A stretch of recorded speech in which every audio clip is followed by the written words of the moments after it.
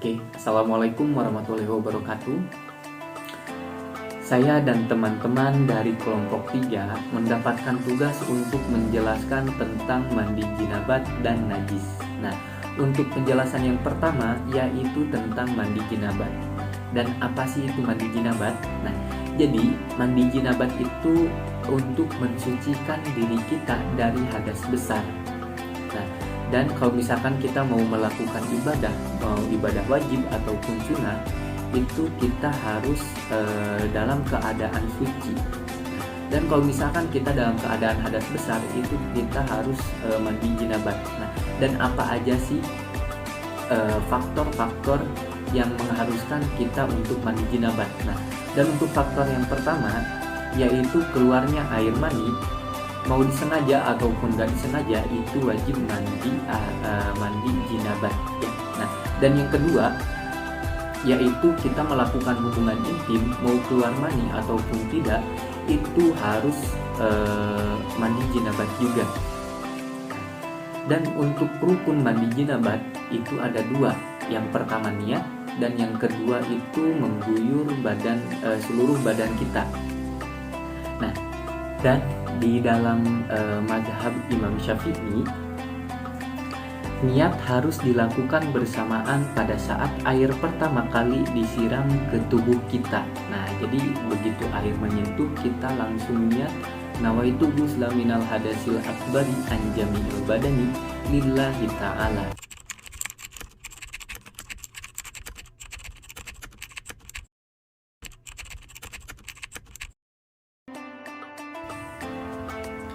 Untuk penjelasan selanjutnya akan membahas tentang najis.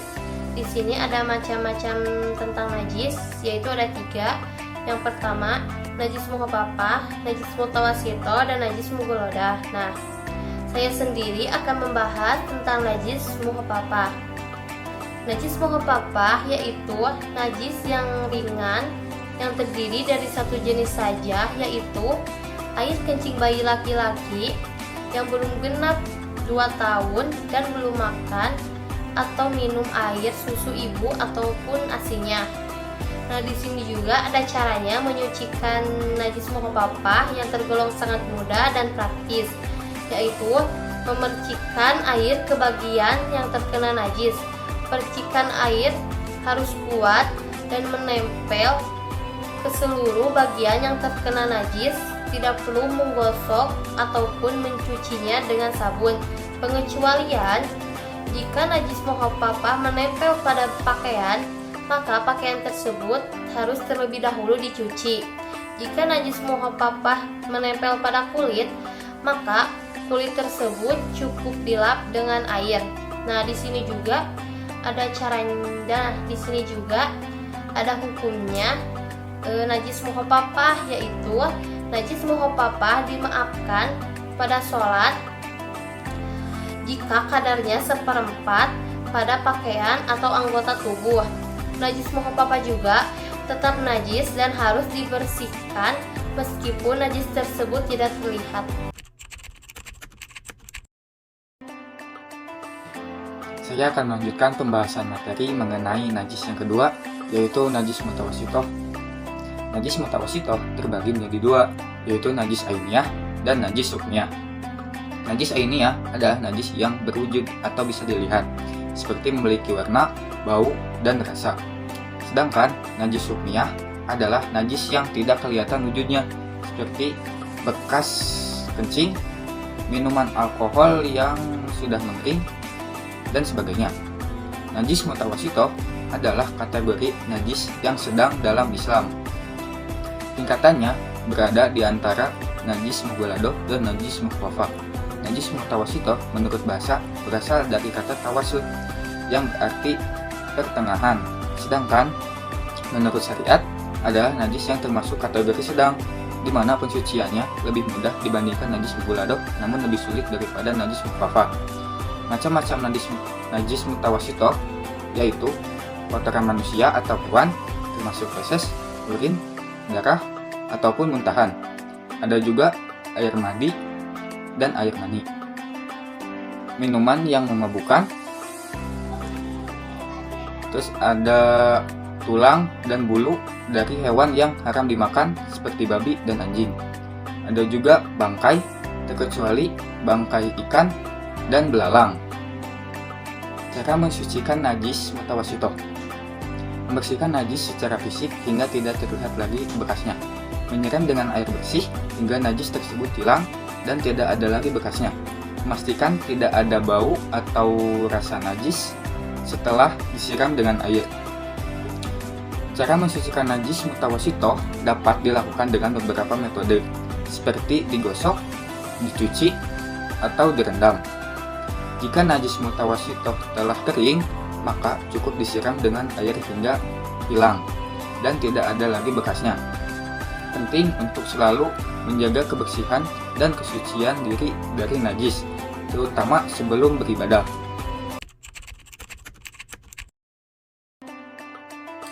Nah, yang terakhir yaitu tentang najis mughalladhah yang merupakan tingkatan paling berat menurut kesepakatan ulama. Yang tergolong najis mughalladhah yakni bersumber dari anjing dan babi, misalnya air liur, urin, darah, dan kotorannya. Nah, di sini juga ada cara menghilangkannya, yaitu yakni dengan menyiram dengan air pada bagian yang terkena najis hingga hilang rasa, bau, dan warnanya. Cara menyucikan diri dari najis mughalladhah yaitu dengan cara menyucikan najis mughalladhah wajib menghilangkan wujud dari najis tersebut. Berdasarkan hadis riwayat Muslim, untuk menghilangkan najis dari anjing adalah dengan menggunakan debu dan air mutlak yang disiramkan sebanyak 7 kali. Untuk debu digunakan pada cucian pertama atau terakhir saja. Lantas bagaimana jika tidak ada debu?